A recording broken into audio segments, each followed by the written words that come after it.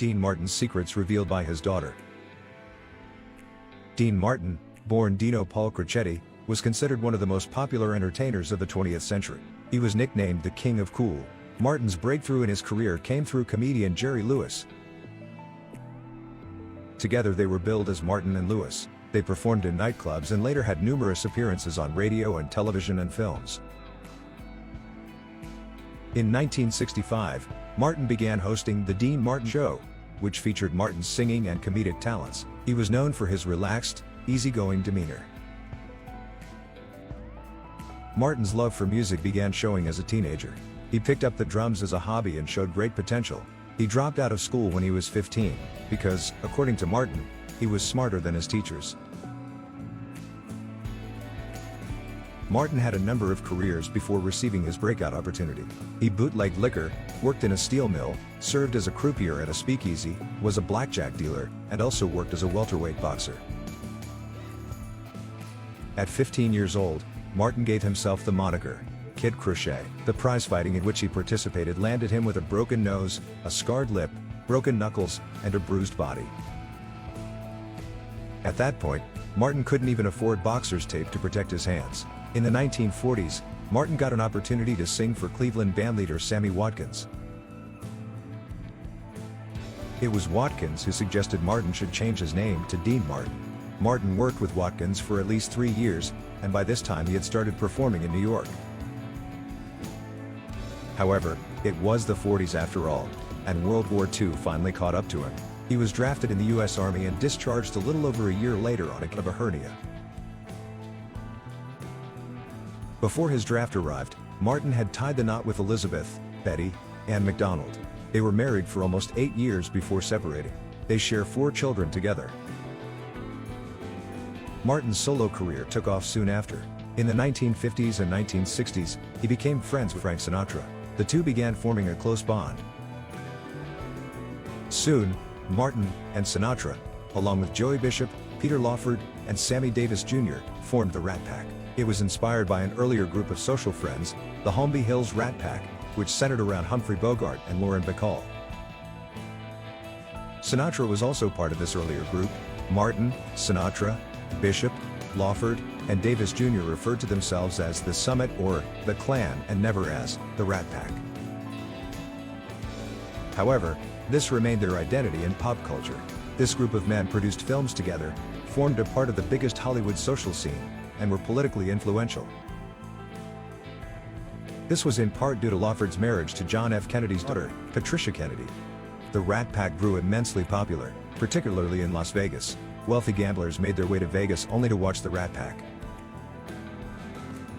The groups combined music with comedy, each performing individual numbers, then duos and trios, and combining it with slapstick comedy and chatter. Their jokes evolved as they grew in popularity. Sinatra's jokes were about his womanizing ways, Martin's was about his drinking, and Davis Jr. talked about his race and religion. Martin and Sinatra supported the civil rights movement by refusing to perform in clubs that would not allow Black Americans or Jewish performers. Despite Martin's reputation as a heavy drinker, he was very disciplined with his habit. He was always the first to call it a night, and when he was not on tour or on a film location, he would prefer to go home to his family. Martin reportedly borrowed the lovable drunk stick from Joey Lewis, but his portrayal of heavy drinkers in his films was so convincing, it led to unfounded rumors that was reliant on the substance. Martin's youngest daughter from his marriage to Elizabeth McDonald, Dina Martin, has spoken about her father quite often. She followed in his footsteps and became a performer, having her debut in 1966 on The Dean Martin Show. She continued down the singing path and released first singles during the 1960s. She often covers some of her father's songs even today.